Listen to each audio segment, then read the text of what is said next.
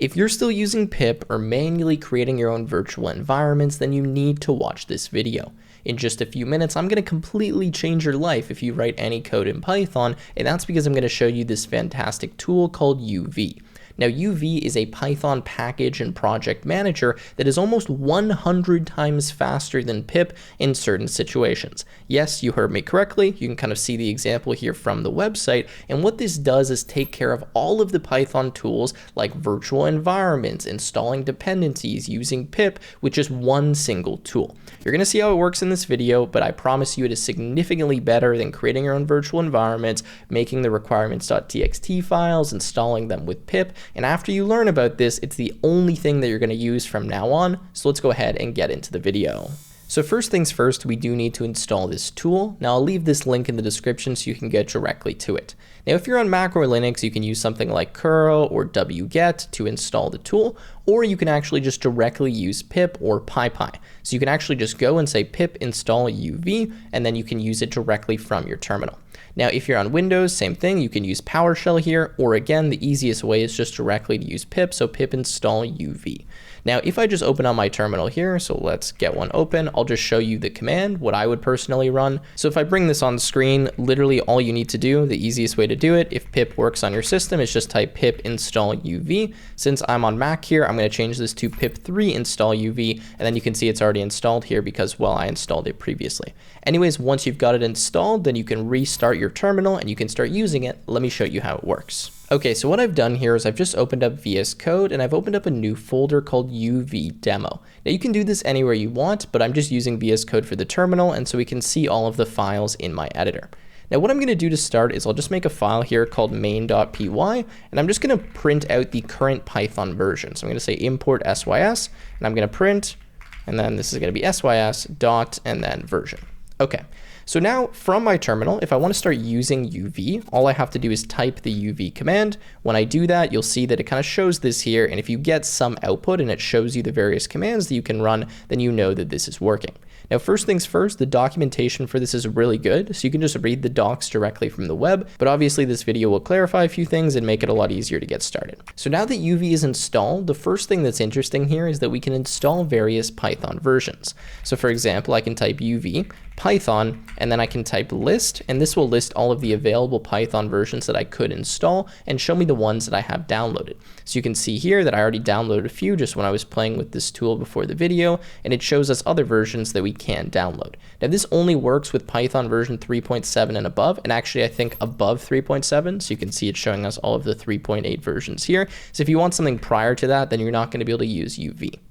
Anyways, if we want to install a particular Python installation, we can type UV Python install, and then we can just specify the version. So if I want something like 3.8, I can do UV Python install 3.8, and then it's going to go and grab that for me and install it. And notice this runs incredibly fast, even though I do have quick internet here. It is significantly faster than pip because it's written in Rust and it has a lot of optimizations behind the scene.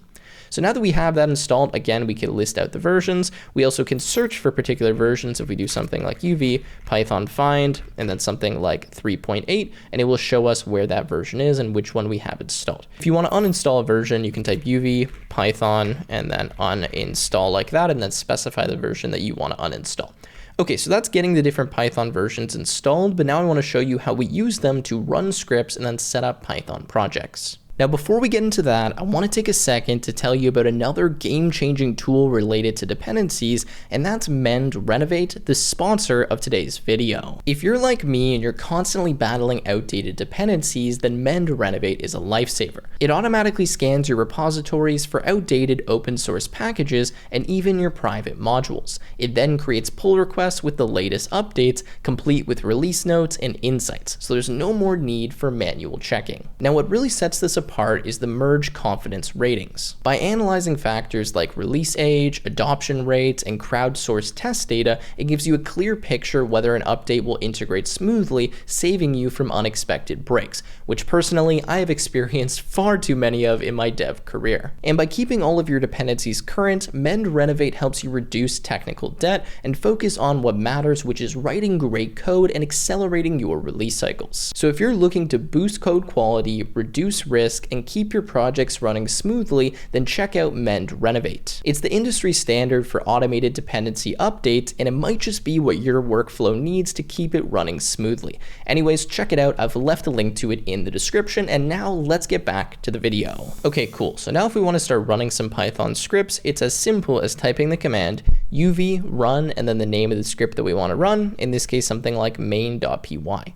Now notice that it's just printing out the version that it's using, and that's because that's what I printed in this script. So that will just use the default version of Python, which I believe is 3.11. However, if we want to manually specify the version of Python to use when we're running a particular script, then we can do the following. We can say uv run and then -- Python, and then after this we can specify the exact version. So I can do something like 3.9.21 and then main.py, and now notice that we're using Python version 3.9.21. I don't need to change anything. I don't need to set up a virtual environment. It's very simple. You just specify directly in the uv command.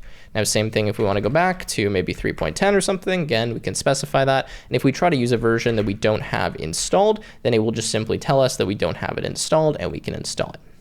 Okay, so that's how you run it with the Python version.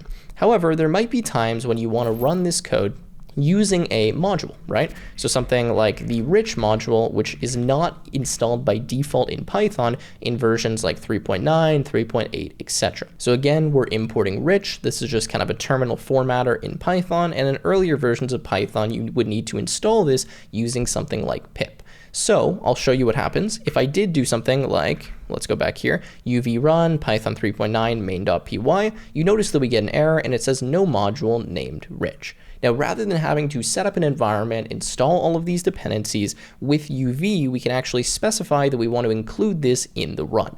So I can do -- with and then rich. Let me just make this a bit smaller so you guys can read it. And what this now says is that we're going to run this Python script with this dependency, so it will automatically be installed and used for this run. So if I hit enter here, you can see now that this works and we don't get any errors. And if I want to prove it to you further, I can say from rich, let's type this correctly, import the print statement. Okay. And now if we go here and we run this, you can see that we get the formatting showing up. Okay, so that's how you include a dependency. Let's say we wanted to install another dependency, so maybe something like requests. Then we could just use with multiple times. So we say with rich and then -- with requests.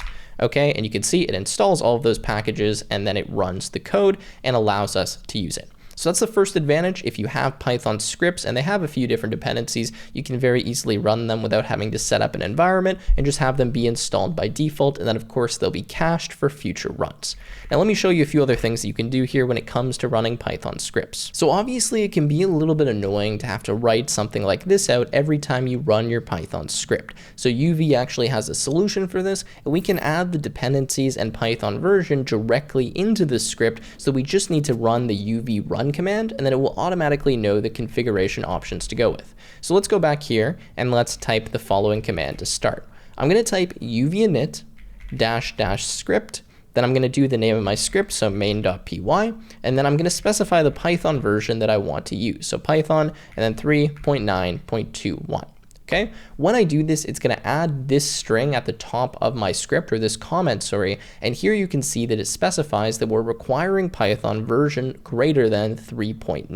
Now, if I want to pin this exactly to 3.9, I can just put a double equal sign, and now as long as we put the exact version, so 3.9.21, we will use this when we run this script. So now if I type uv run and then I run main.py, we'll see we're getting the error with rich and requests because, well, I haven't actually installed these yet. So let me just fix this and run, and you can see we're using Python version 3.9.21. Now the error that we just ran into actually tells me that I need to install some dependencies here as well. So what I can do is add dependencies directly to this script. Now I can do that by just typing them in this dependency array, or I can use the uv command to manage this for me. So I can type uv and then add -- script. Again, we can spell script correctly, use our main.py, and then we can just put the name of the dependency that we want. So in this case, rich. When I do this, you'll see that rich now gets added to the dependency array. And if we wanted to continue here and add something like requests, we can do that as well, and it gets automatically added. Sweet. Now, if I come here and I uncomment this, Now watch what happens when I run my code. You'll see that it installs these packages and then it runs the code using those dependencies. Okay, so that was the first half of the video where we worked with individual Python scripts, but now I want to show you how to work with Python projects. Now let's say you're creating a new Python project. Rather than making your own virtual environment or writing a requirements.txt file, what you would do instead with UV is you would go into the directory where you want your code to exist, so in this case UV demo2, and you would hit UV init or type UV init. When you do that and you hit enter, it's going to create a few different files for you here, as well as initialize a Git repository, and you'll see that you get a gitignore file, you get a Python version file, which specifies the version that you're going to be using. You get a main.py file, kind of the entry point to your Python program. You can, of course, change this. You get a pyproject.toml file, and this is kind of equivalent to a requirements.txt file, but it's a lot more detailed. So you get things like the name of your project, specifying the README, what Python version you actually need, so the minimum version in this case. You could also pin it to an exact version. You get a dependency array, and then inside of here, this is where you would store all of the dependencies. Then, of course, you have your readme.markdown file, and that's pretty much it. Now, this is the main file that you want to pay attention to, and of course, you can modify this manually, but you also can modify using UV. So the advantage here is that UV is going to handle everything for you. It also is automatically going to create a virtual environment for you and sync the virtual environment with the dependencies that you have and make it easier to work with other developers. So just bear with me for a second so you can kind of see how this works. So that's the UV init command. And one thing I will mention, you can use this command with an argument. And if you give it an argument like my directory, it will actually put all of these files in a new directory. So I don't want that. I want it in my existing directory. So that's why I did this. Okay, so let's say that we've now created this project. Obviously, one of the first things we want to do is probably install a dependency. So we can type UV add, and then we can add something like the request module by hitting this. Okay, now notice when we did that, a few things happened. First of all, it resolved the packages, installed the dependencies, and did this insanely fast, like way faster than it would happen if you're using pip. It also went and modified the pyproject.toml file and added this requests package. Now it added a version, which is just the most up-to-date version for this Python version, but we could manually specify the version as well if we wanted to by going here and changing it, right? And kind of, just specifying which one we want.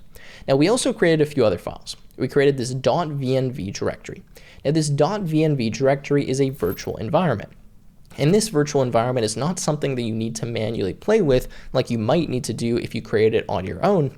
It's handled by UV, and it will automatically be synced whenever you change something in your project. So for example, if I go here and I were to manually add a package, say like TensorFlow or something, okay? Next time that I run my code, it will automatically look at this and then install the various dependencies or remove the dependencies from my virtual environment to keep it up to date with my project. I'm going to show that to you in just 1 second because TensorFlow is actually an example of one that won't quite work just for a reason you'll see in 1 second. Okay. So anyways, that's how you add a dependency, again, handled by UV, and then you get this uv.lock file. Now this lock file is similar to something like a package json.lock file if you've ever worked with Node.js or React or NPM. And this is something that you would actually include in your source control, so in a Git repo, because it specifies the exact versions of packages that are currently being used at this point so that developers can kind of look at this UV lock file or they can install based on it and reproduce behavior and make sure they have the exact same setup that you have on your computer. So kind of a useful thing to have, and again, you would want to include this in your source control, and it will automatically be synced with the project using UV. Okay, so I'm going to show you now if you wanted to remove a dependency, you could type UV remove, and then again, we could type something like requests. If we do that, it's going to automatically uninstall the packages and then remove that from our PyProject file. Now I want to show you something that could occur. So let's say I try to do something like UV add and then TensorFlow. Now, if I do this, notice it actually gives me an error, and it says all of the versions of TensorFlow have no wheels with a matching Python version, and your project depends on TensorFlow. So it's pretty much telling me like, hey, TensorFlow isn't available for Python version 3.13, so you have to use a different version. So what I can do is I can downgrade my Python version by going here and changing this requires Python to maybe something like 3.10, and changing my Python version to something like 3.10. Now that I've done that, I can go here and I can add it, and it just automatically updates my Python version for me, syncs it with the project, and then installs TensorFlow practically instantly. Now, the reason it's going so fast is because I have this dependency cached, but still, even if you were to compare it to using pip, it's just significantly faster. So now TensorFlow is added, all is good, and we can start running our Python code. So I can go uv run, and then again, my file main.py, and it runs, and it automatically uses this virtual environment and all of the dependencies that we have installed in our project. Now, just as another quick example, let's say I were to go to main.py here, and I were to import a package like Pygame, something that I don't have installed, okay? Now, if I were to import this, of course, now when I run my code, so uv run and then main.py, it's not gonna work because Pygame isn't installed. So let's say I were to try to manually go here and add this as a dependency in my dependencies list. Now watch what happens when I run this. Notice that it actually automatically installs the package directly here from our dependency. It'll then take a second because it's initializing Pygame for the first time, and then run and give us that output. Now, the reason why this worked, even though I didn't use the uv command to add this to my dependencies, is because in the background, what uv will do when you use this uv run command is it will run the uv sync command. Now, the uv sync command is automatically going to sync your virtual environment with your dependencies in your TOML. So I can show you this. If I were to delete these here from dependencies, and then I run uv sync, you'll see that what it does is it removes all of these automatically for me. Okay, so you can automatically, or you can manually, run this uv sync command, or you can just have it automatically run whenever you're running your Python script. So you can manually adjust the dependencies array and then use the uv sync command, or you can type uv add and uv remove to remove and add these from your script. Now, last thing I'm going to show you is that if you want, you can generate the lock file again by yourself manually by typing uv lock, and this will then resolve everything and make a new lock file for you. But if you run the uv sync command, it will automatically generate the lock file as well. Obviously, there's a lot more stuff you can do here with uv, but that covers probably 95% of your use cases in a short video. You can see that, first of all, it is blazingly fast. It's also just a lot easier to use than managing your own virtual environments. So please use uv. It will automatically sync the virtual environment for you. You can manage the dependencies very easily. You can use this pyproject.toml file. Oh, and last thing, if you want, you can still go back to legacy pip by typing uv pip. So if you type uv pip, you can still use the pip command as you normally would with uv. I don't know why you would do that, but they do have that option. Anyways, guys, I'm going to wrap up the video here. If you enjoyed, make sure to leave a like, subscribe to the channel, and I will see you in the next one.